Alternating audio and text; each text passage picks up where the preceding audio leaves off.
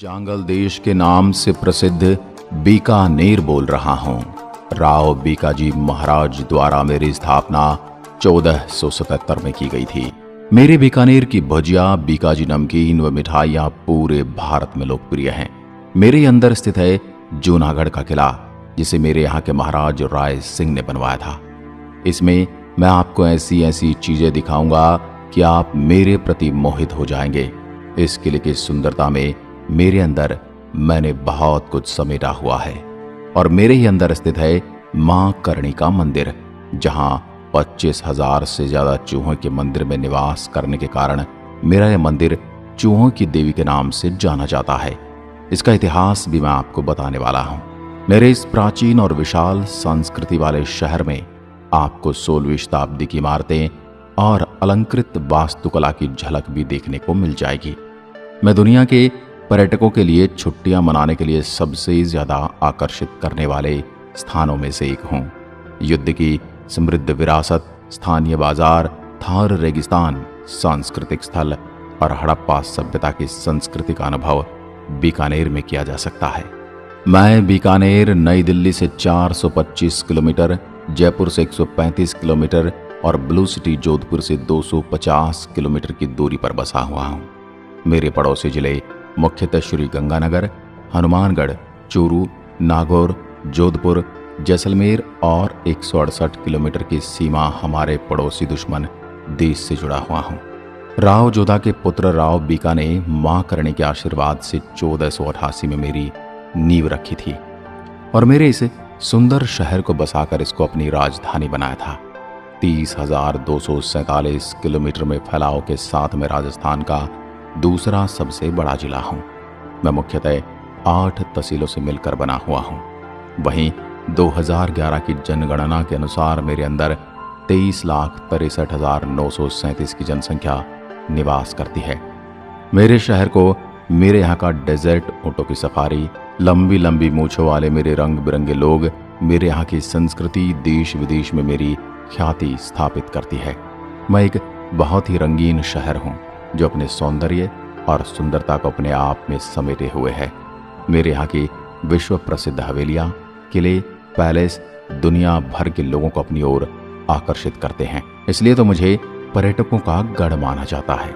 मेरा इतिहास काफी ऐतिहासिक और वीरतापूर्ण रहा है। मेरे यहाँ के पुरुषों की पोशाक लंबा अंगरखा, धोती, जब्बा जैसे मारवाड़ी भाषा में जाबी भी बोला जाता है और राजस्थानी पगड़ी है। वहीं मेरे यहाँ की माताओं बहनों की बात करो तो सूती लहंगा, चोली और दुपट्टे के साथ हाथ में बाहों तक रिंगे पहने आकर्षक लगती हैं। मेरे यहाँ की बोली जाने वाली भाषा मुख्यतः मारवाड़ी है, जो राजपूतों द्वारा बोली जाने वाली मुख्यतः भाषा है। लेकिन आजकल पर्यटकों को घुमाने और सरकारी अमूमन रूप से हिंदी और अंग्रेजी भाषा का प्रयोग ज्यादा किया जाता है। आज मैं आपको सीधे लिए चलता हूँ बीकानेर के पर्यटक स्थलों के दर्शन करवाने। सबसे पहले आपको लिए चलता हूँ राती घाटी। प्राचीन समय में मुझे राती घाटी के नाम से जाना जाता था। राव बीका ने अपने लिए एक टीले पर एक छोटा सा किला बनवाया था। मेरे इस किले को बीका की टेकरी भी कहा जाता है, जहां वर्तमान में श्री लक्ष्मीनाथ मंदिर परिसर के सामने ही गणेश जी का मंदिर भी स्थित है। 1488 ईस्वी में राती घाटी नामक स्थान पर बीकानेर की स्थापना पर उसे अपनी राजधानी बनाया गया। राव बीकाजी की छतरी पर राती घाटी विजय दिवस लोक उत्सव के रूप में मनाया जाता है। भारत की स्वतंत्रता के बाद 30 मार्च 1949 को राजस्थान एकीकरण के चौथे चरण के तहत मेरी रियासत को राजस्थान में लिया गया। अब चलते हैं जूनागढ़ के किले की ओर। मेरे यहाँ इस किले को वास्तव में चिंतामणि किले और बीकानेर किले के नाम से भी जाना जाता है और 20वीं शताब्दी के प्रारंभ में मेरे इस भव्य किले का नाम बदलकर जूनागढ़ रख दिया गया, क्योंकि 20वीं शताब्दी में किले में रहने वाले परिवार लालगढ़ महल में स्थानांतरित हुए थे। मेरे यहाँ किला राजस्थान के उन प्रमुख किलों में शामिल है जो पहाड़ की ऊंचाई पर नहीं बने हैं और मेरे मुख्य शहर से 1.5 किलोमीटर की दूरी पर स्थित हैं। मेरे इस किले का निर्माण बीकानेर के शासक राजा राय सिंह के प्रधान करणचंद की निगरानी में किया गया था। राजा राय सिंह ने 1571 से 1611 के समयकाल के बीच बीकानेर पर शासन किया था। मेरे इस किले पर कई बार देशी और विदेशी दुश्मनों ने आक्रमण किया, लेकिन कभी इसे कोई हासिल न कर सका। सिर्फ कामरान मिर्जा ने ही एक दिन के लिए इस पर नियंत्रण रखा था। कामरान मुगल बादशाह बाबर के दूसरे बेटे थे, जिन्होंने 1534 में बीकानेर पर आक्रमण किया था और उसके बाद मुझ पर राव जीत सिंह का शासन था। आज भी मेरा ये दुर्ग गर्व से अपने इतिहास को बयान करता है और कहता है, मुझे कभी कोई शासक हरा नहीं पाया। कहते हैं कि इतिहास में सिर्फ एक बार किसी गैर शासक द्वारा इस भव्य किले पर कब्जा किए जाने के प्रयास का जिक्र होता है। कहा जाता है कि मुगल शासक कामरान जूनागढ़ की गद्दी हथियाने और किले पर फतह करने में कामयाब हो गया था, लेकिन 24 घंटे के अंदर उसे सिंहासन छोड़ना पड़ा। इसके अलावा कहीं कोई उल्लेख नहीं मिलता कि जूनागढ़ को किसी शासक ने फतह किया हो। बरसात को तरसते रेगिस्तानी राजस्थान, खासतौर पर उस पुराने दौर में जब बारिश राजस्थान के लिए त्योहार होती थी, उस दौर में राजस्थान के शाही किलों में बादल महल बनाकर बरसात का एहसास राजा महाराज किया करते थे। इसलिए मैं जूनागढ़ किला खास तौर पर बने बादल महल के लिए काफ़ी चर्चित हूँ। मेरे दुर्ग परिसर में खासी ऊंचाई पर बने इस भव्य महल को किले में सबसे ऊंची जगह पर स्थित होने के कारण बादल महल कहा जाता है। मेरे महल में पहुंचकर वाकई लगता है जैसे आप आसमान के किसी बादल पर आ गए हों। नीले रंग के बादलों से सजी दीवारें बरखा की फुहारों का एहसास दिलाती हैं। यहाँ बहने वाली ताज़ा हवा मेरे दर्शकों की सारी थकान दूर कर देती है। मेरे यहाँ किला पूरी तरह से थार रेगिस्तान के लाल बलुआ पत्थर से बना है, हालांकि इसके भीतर संगमरमर का काम किया गया है। मेरे इस सुंदर किले में देखने लायक कई शानदार चीजें हैं। यहाँ राजा की समृद्ध विरासत के साथ साथ उनकी हवेलियां और कई मंदिर भी हैं। 5.28 एकड़ में फैले मेरे इस किले के परिसर में महल, मंदिर और रंगमंच बने हैं। मेरी यह इमारतें उस समय की मिश्रित वास्तुशिल्प कला को दर्शाती हैं। यहाँ के कुछ महलों में बादल महल सहित गंगा महल, फूल महल आदि शामिल हैं। मेरे इस किले में एक संग्रहालय भी है। इसमें ऐतिहासिक महत्व के कपड़े, चित्र, हथियार, पहले विश्व युद्ध के बाईप्लेन आदि भी हैं, जो सैलानियों के लिए राजस्थान के खास आकर्षणों में से एक हैं। यहाँ आपको संस्कृत और फारसी में लिखी गई कई पांडुलिपियां भी मिल जाती हैं। मेरे कुछ इतिहासकारों के अनुसार इस दुर्ग में पाए जाने की नींव 30 जनवरी 1589 को गुरुवार के दिन डाली गई थी और आधारशिला 17 फरवरी 1589 को रखी गई। इसका निर्माण 17 जनवरी 1594 गुरुवार को पूरा हुआ। स्थापत्य, पुरातत्व एवं ऐतिहासिक दृष्टि से महत्वपूर्ण इस किले के निर्माण में तुर्की की शैली अपनाई गई। इसमें दीवारें अंदर की तरफ झुकी हुई होती हैं। दुर्ग में निर्मित महल में दिल्ली, आगरा व लाहौर स्थित महलों की भी झलक मिलती है। मेरा यह दुर्ग चतुर्कोणीय होने के साथ साथ औसतन 40 फीट ऊंचाई तक के 37 बुर्ज हैं, जो चारों तरफ से दीवारों से घिरे हैं। इस दुर्ग में 2 प्रवेश द्वार हैं, कर्णपोल व चांदपोल। कर्णपोल पूर्व दिशा में बनी है, इसमें 4 द्वार हैं, तथा चांदपोल पश्चिम दिशा में बनी है, जो एकमात्र ध्रुव पोल से संरक्षित है। सभी पोलों या दरवाजों का नामकरण मेरे शाही परिवार के प्रमुख शासकों एवं राजकुमार के नाम पर किया गया है। इनमें से कई पोल ऐसे हैं जो दुर्ग को संरक्षित करते हैं। पुराने जमाने में भी युद्ध तब तक जीता हुआ नहीं माना जाता था जब तक कि वहां के दुर्ग पर विजय प्राप्त न कर ली जाए। मेरे किले की मजबूती देखते ही बनती है। दुर्ग में प्रवेश करने के लिए दरवाजे की पोलों को अपने कब्जे में लेना होता था। पोलों के दरवाजे बहुत ही भारी एवं मजबूत लकड़ी के बने हुए हैं। इसमें ठोस लोहे की भालेनुमा कीलें लगी हुई हैं। करणी माता मंदिर, देशनोक। मेरे देशनोक शहर में विराजित करणी माता की मुझ पर अपार कृपा बनी हुई है। मेरी माँ का यह मंदिर जग प्रसिद्ध मंदिरों में से एक मंदिर है। मेरे जिले का यह स्थान यहाँ रहने वाले चूहों की घनी आबादी के लिए जाना जाता है। यहाँ एक मंदिर देवी दुर्ग के अवतारों में से करणी माता को समर्पित है। मेरा यह भव्य स्थान मेरे मुख्य शहर से 30 किलोमीटर दक्षिण दिशा में देशनोक में स्थित है। माँ के इस मंदिर का निर्माण मेरे शासक महाराजा गंगा सिंह ने राजपूत शैली में लगभग 15 से 20वीं सदी में करवाया था। मेरे इन्हीं शासक ने चांदी के दरवाजे भी बनवाए थे। करणी माता का जन्म मेरे यहाँ के चारण कुल में हुआ था। मंदिर मुख्यतः सफेद चूहों के लिए प्रसिद्ध है। इन चूहों को काबा कहा जाता है। इस पवित्र मंदिर में लगभग 25,000 चूहे रहते हैं। मंदिर के मुख्य द्वार पर संगमरमर पर नक्काशी को भी विशेष रूप से देखने के योग्य बनाया गया है। चांदी के किवाड़, सोने के छत्र और चूहों के प्रसाद के लिए यहाँ रखी चांदी की बड़ी परात भी देखने लायक है। मेरे यहाँ आने वाले श्रद्धालुओं का मत है कि करणी देवी साक्षात माँ जगदम्बा की अवतार थी। अब से लगभग 650 वर्ष पूर्व जिस स्थान पर यह भव्य मंदिर है, वहाँ एक गुफा में रहकर माँ अपने इष्ट देव की पूजा अर्चना किया करती थी। यह गुफा आज भी मंदिर परिसर में स्थित है। माँ के ज्योतिर्लिंग होने पर इनकी इच्छानुसार इनकी मूर्ति की इस गुफा में स्थापना की गई। माँ करणी के आशीर्वाद से ही मेरे और जोधपुर राज्य की स्थापना हुई थी। मेरी माँ के संगमरमर से बने इस मंदिर की भव्यता देखते ही बनती है। मुख्य दरवाजा पार कर मंदिर के अंदर पहुंचते ही चूहों की धमाचौकड़ी देखा आप अचंभित रह जाएंगे। चूहों की बहुतायत का अंदाजा इसी बात से लगाया जा सकता है कि पैदल चलने के लिए अपना अगला कदम उठाकर नहीं बल्कि जमीन पर घसीटते हुए आगे रखना होता है। मंदिर प्रांगण में मौजूद चूहे श्रद्धालुओं के शरीर पर कूद फांद करते हैं, लेकिन किसी को कोई नुकसान नहीं पहुंचाते। चील, गिद्ध और दूसरे जानवरों से इन चूहों की रक्षा के लिए मंदिर में खुले स्थान पर बारीक जाली लगी हुई है। इन चूहों की उपस्थिति की वजह से ही श्री करणी मंदिर का यह मंदिर चूहों की देवी के नाम से विख्यात है। इसी मान्यता है कि किसी श्रद्धालु को यदि यहाँ सफेद चूहे के दर्शन होते हैं तो इसे शुभ माना जाता है। और सुबह 5 बजे मंगला आरती और साय 7 बजे आरती के समय चूहे का जुलूस तो देखने लायक होता है। अब आप जब भी यहाँ आते हैं तो ये नज़ारा आप ज़रूर देखें। कैमल फेस्टिवल यानी ऊँटों का त्यौहार। मेरे यहाँ ऊँट महोत्सव बहुत ही धूमधाम से मनाया जाता है।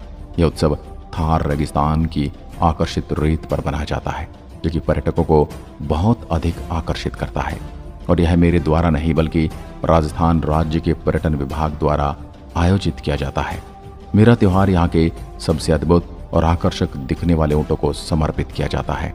यह उत्सव साल में एक बार किया जाता है, जिसमें राजस्थान राज्य की सुंदरता और रंगीन संस्कृति महिमा के दर्शन किए जाते हैं।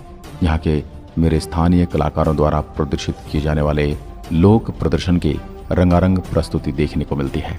उत्सव का शुभारंभ बड़े सुंदर ढंग से सजाए गई ऊँटों की दौड़ के साथ होता है। ऊँट व्यापारी और शिल्पकार ऊँटों के लिए सुंदर प्रतियोगिताओं का आयोजन करते हैं और जैसे सौंदर्य प्रतियोगिता, दौड़, सर्वश्रेष्ठ नस्ल प्रतियोगिता आदि का आयोजन यहाँ देखने को मिलता है। मेरे यहाँ विदेशी लोगों का भी तांता लगा रहता है। वो भी मेरे इस मेले का खूब आनंद उठाते हैं। आपको बता दूं, मेरा ये मेला 2 दिन के लिए सर्दियों के समय लगता है, जहाँ आप डेजर्ट कैंप, विलेज टूर और डेजर्ट डिनर का आनंद ले सकते हैं। अब आप कैमल सवारी करके थक गए होंगे। अब मेरे मीठे और तीखे पकवानों का स्वाद भी चखा देता हूँ। मेरे यहाँ आप सबसे पसंदीदा फूड नमकीन, भुजिया और पापड़ गठिया टेस्ट करने का आनंद ले सकते हैं, जो यहाँ के मेरे बीकानेर नाम से दुनिया भर में विख्यात है। जो भी कचौरी, समोसा, गट्टे की सब्जी, दाल बाटी, चूरमा, खट्टा, पकौड़ी के साथ साथ घेवर और रबड़ी मेरे यहाँ बड़े प्रसिद्ध पकवान हैं। आप जब भी यहाँ आए इनका आनंद जरूर लें। वादा है आप उंगलियां चाटते रह जाएंगे। बीकानेर भुजिया। वैसे तो मेरा शहर कई व्यंजनों के लिए पूरी दुनिया में प्रसिद्ध है, लेकिन यहाँ की भुजिया नमकीन मुझे एक अलग ही पहचान दिलाती है। मेरी स्वादिष्ट भुजिया का इतिहास करीबन 150 साल पुराना है। मेरी इस भुजिया की शुरुआत 1877 में महाराज डूंगर सिंह के शासनकाल में हुई थी। इसके बाद मेरे यहाँ इस भुजिया का स्वाद लोगों की जुबान पर ऐसा चढ़ा कि इसने मुझे भी इसके नाम से जोड़ दिया।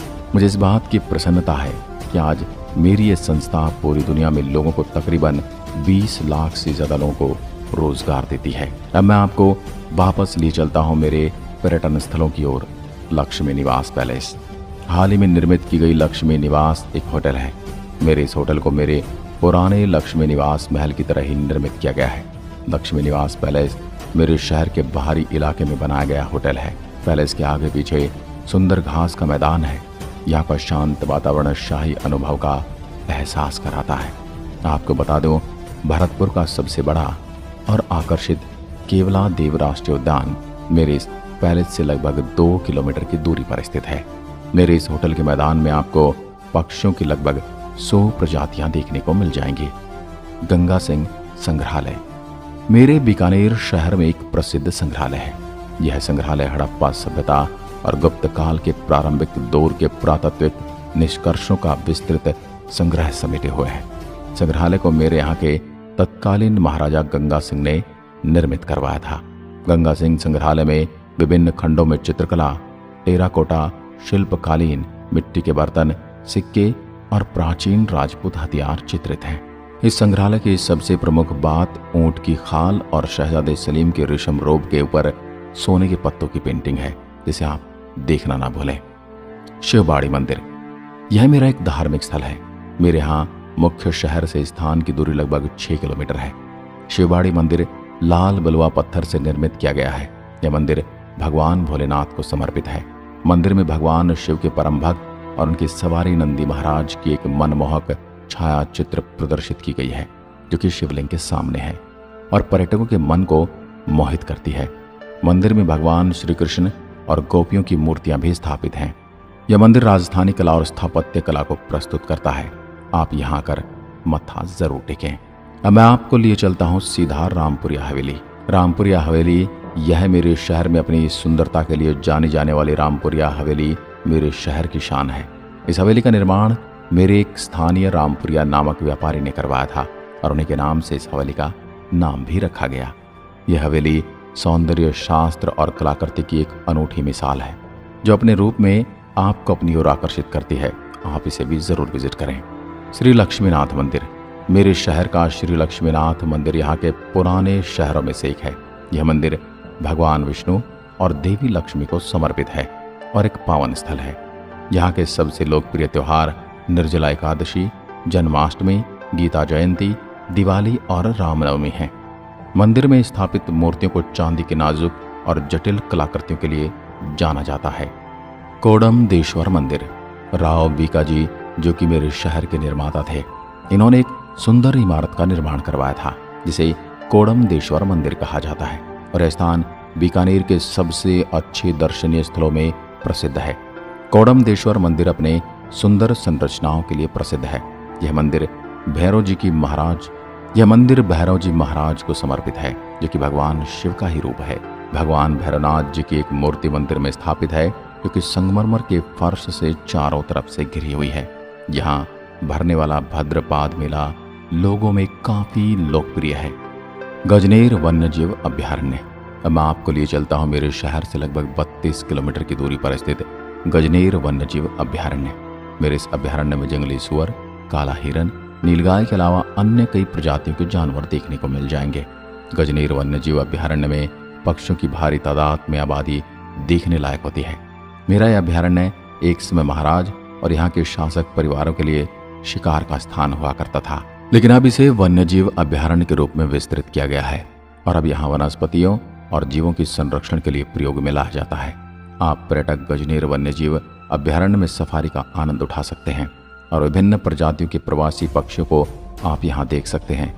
गजनेर वन्यजीव अभ्यारण्य में पाए जाने वाले महत्वपूर्ण वन्यजीव प्राणियों में नीले बैग मृग, भारतीय खरगोश, जंगली सुअर, हिरण के अलावा भी अन्य जानवर इस अभ्यारण्य की शोभा बढ़ा रहे हैं। देवीकुंड सागर, मेरा स्थान भी मेरे यहाँ के मुख्य स्थानों में से एक है। ये शहर के पूर्व में 8 किलोमीटर की दूरी पर स्थित एक लोकप्रिय स्थान है। मेरे महाराज राव बीकाजी के बड़े पोते का यहीं पर अंतिम संस्कार किया गया था। यह प्रदर्शनी यहाँ प्रदर्शित की गई वास्तु प्रतिभाएं वास्तविक हैं, जो कि पर्यटकों के बीच आकर्षण का केंद्र है। सूरत सिंह जी का सोनोटैफ पूरी तरह से सफेद पत्थरों का बनाया गया है, जो कि यहाँ के सौंदर्य का प्रतीक है। हर तरफ सुंदर पेंटिंग बनाई गई है। यहाँ आपको जलाशय भी देखने को मिल जाएगा। ऊंट अनुसंधान केंद्र, मेरे यहाँ में स्थित एक बहुत ही सुंदर जगह है, जिसे राष्ट्रीय ऊंट अनुसंधान केंद्र के प्रमुख पर्यटन स्थलों के रूप में जाना जाता है। यहाँ 3 अलग अलग नस्लों के कम से कम 230 ऊंट हैं। केंद्र में ऊंट सवारी, सफारी, वीडियो तथा फोटोग्राफी करने की सुविधाएं उपलब्ध हैं। ऊंट मिल्क पार्लर एक विशेष आकर्षण है, क्योंकि यहाँ पर अनूठे मूल्य संवर्धित दुग्ध उत्पाद जैसे आइसक्रीम, गर्म तथा ठंडे पेय पदार्थों का संग्रह है। प्रतिवर्ष हजारों विदेशी एवं भारतीय पर्यटक मेरे इस केंद्र का भ्रमण करने आते हैं। भांडासर जैन मंदिर, मेरे जिले के जैन समुदाय के 2 प्रसिद्ध जैन मंदिरों में से एक इस मंदिर में घूमने जाने के लिए पर्यटकों की पहली पसंद है। मेरा यह मंदिर पीले पत्थरों की नक्काशी और दर्शनीय चित्रों के साथ सुशोभित है। मंदिर के आंतरिक भाग के स्तंभों और दीवारों पर बने चित्र इस मंदिर की सुंदरता को परिभाषित करते हैं। दीवारों पर 24 जैन शिक्षकों को चित्रित किया गया है। इस मंदिर की 3 मंजिला इमारत में पहली मंजिल पर देवताओं की संतानों के लघु चित्रों में रखा गया है। सबसे ऊपरी मंजिल में पर्यटकों को शहर का सुंदर दृश्य दिखाई देता है। यह मंदिर 16वीं शताब्दी के दौरान एक भंडसा ओसवाल नामक एक व्यापारी ने बनवाया था। आप यहाँ भी दर्शन का आनंद ले सकते हैं। लालगढ़ पैलेस। मेरे इस सुंदर महल का निर्माण महाराज गंगा सिंह की आज्ञा अनुसार 20वीं शताब्दी के दौरान करवाया गया था, लेकिन वर्तमान में मेरे इस महल को एक होटल के रूप में बदल दिया गया है। महल में राजपूताना अंदाज में बनी भव्य डिजाइनों के साथ साथ सुरुचिपूर्ण आंतरिक सजावट देखने लायक नज़ारा बनाती है। पर्यटकों को आने के लिए बड़े ही सुंदर और प्रसन्नता का अनुभव कराती है। मेरे इस पैलेस में एक संग्रहालय भी निर्मित किया गया है जो गंगा निवास के अंदर बना है। मेरे शहर के कला स्कूलों से जुड़े लघु चित्रों को भी आप यहाँ देख सकते हैं।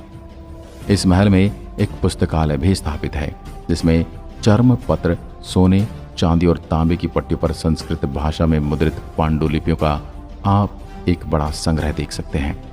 हड़प्पा सभ्यता की संस्कृति, गुप्तकाल और कुषाण वंश से संबंधित कलाकृति को भी यहाँ संरक्षित करके रखा गया है। गजनेर पैलेस, बीकानेर।